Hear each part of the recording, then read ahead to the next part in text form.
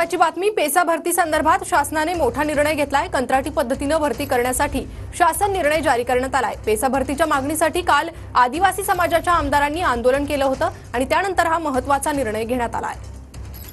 मला सांगा की तुम्ही मंत्रालयामध्ये आंदोलन केलं होतं, नेमकी कारण काय होतं? पेसा भरती वर्ष दीड वर्षापासून रखडलेली होती। ती सातत्यानं भरती करावी म्हणून राज्यभर आंदोलनं झालेत, उपोषणं झालेत आणि ते सरकारला आम्ही सांगत आलो का बाबा आता भरत्या केल्या पाहिजे। पण आंदोलनं करण्याचा उद्देश एकच होता का आम्ही का आंदोलन करावं, का आता 8 दिवसात आचारसंहिता जर लागली तर ही रखडलेली भरती पुन्हा आचारसंहितेनंतर काय होईल कशी होईल सांगता येणार नाही, म्हणून आम्ही आग्रह धरला होता आणि त्यासाठी त्याचं एक लक्ष वेधावं म्हणून अशा पद्धतीचं आंदोलन केलं। तुम्ही स्वतः सरकारमध्ये आहेत, तुम्ही मुख्यमंत्र्यांना वेळ मागितलं होता भेटण्यासाठी, त्यांचा वेळ भेटत नव्हता का?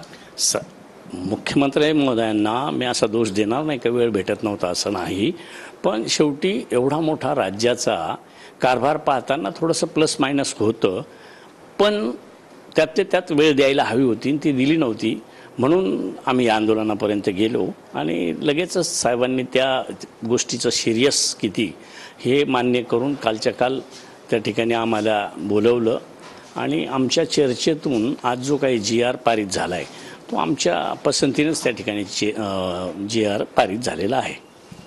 व्हिडिओ जर्नलिस्ट अजय मोहितेसह रमेश शर्मा, TV9 मराठी, मुंबई। तर राज्यातील विद्यार्थ्यांसाठी ही महत्त्वाची बातमी आहे। पेसा भरती अंतर्गत हा महत्त्वाचा निर्णय।